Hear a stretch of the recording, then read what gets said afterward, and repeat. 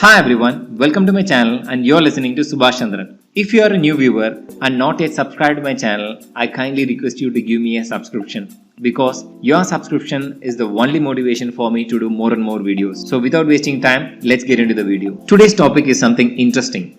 What happens after piping design? What really happens once the design part is completed in the project lifecycle from start to an end, and how the later part of project is being done. It's always nice to learn something new, so let's learn something new today. After design, the only thing that has to be done is construction. So construction to be started right immediately after the completion of design stage. During the design stage, we used to prepare a lot of documents and drawings. All these documents and drawings are prepared with an intent to ease the construction, to make the construction a little more easier, to reduce their efforts during the construction activities, and to make them comfortable in doing all the activities with the drawings and documents that are prepared. So right after the completion of design stage, all of these documents goes to construction.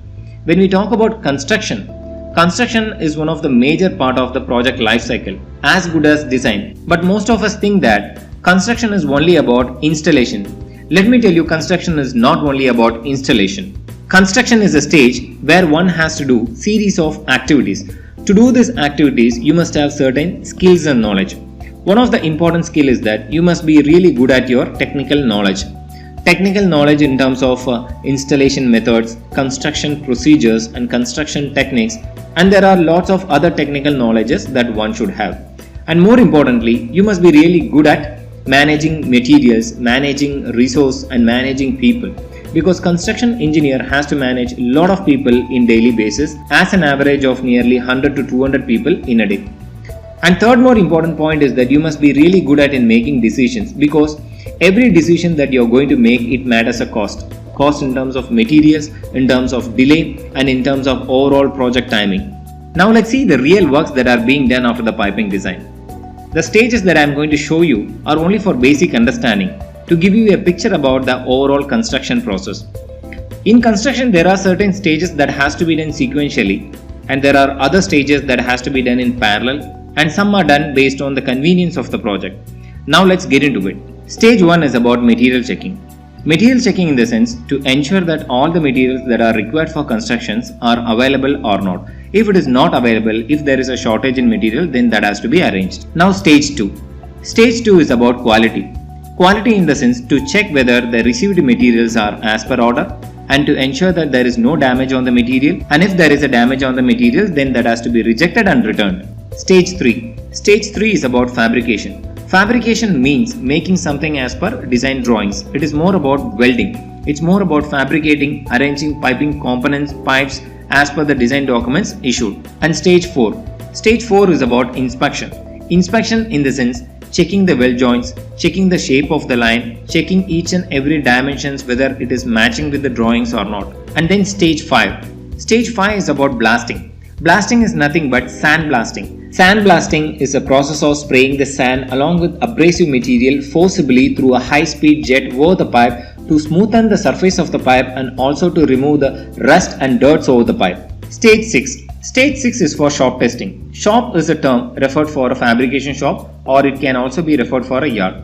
In shop, some part of piping will be hydro tested and some part of piping will be pneumatically tested.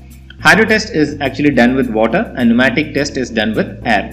The 7th stage is painting. Painting is nothing but process of applying the paints over the external surface of the pipe to protect the pipe from external corrosion due to UV radiations or dynamic climate changes or improper handling of tools and equipments by manpowers. The next stage is an 8th stage, which is known as installation stage, is one of the important stage in construction.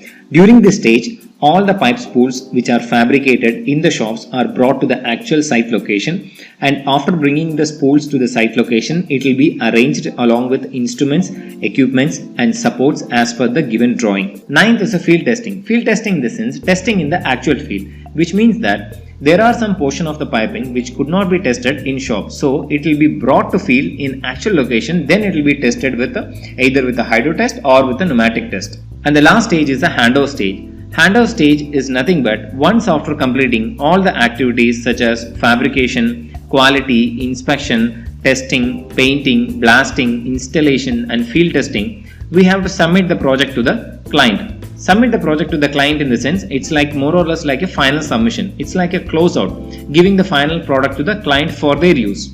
I guess this video has helped you to understand the sequence of construction. If you like this video, give me a like and also share with your friends. And also don't forget to subscribe to my channel. I'll meet you in another fantastic video. Until then, bye from Subhash Chandra.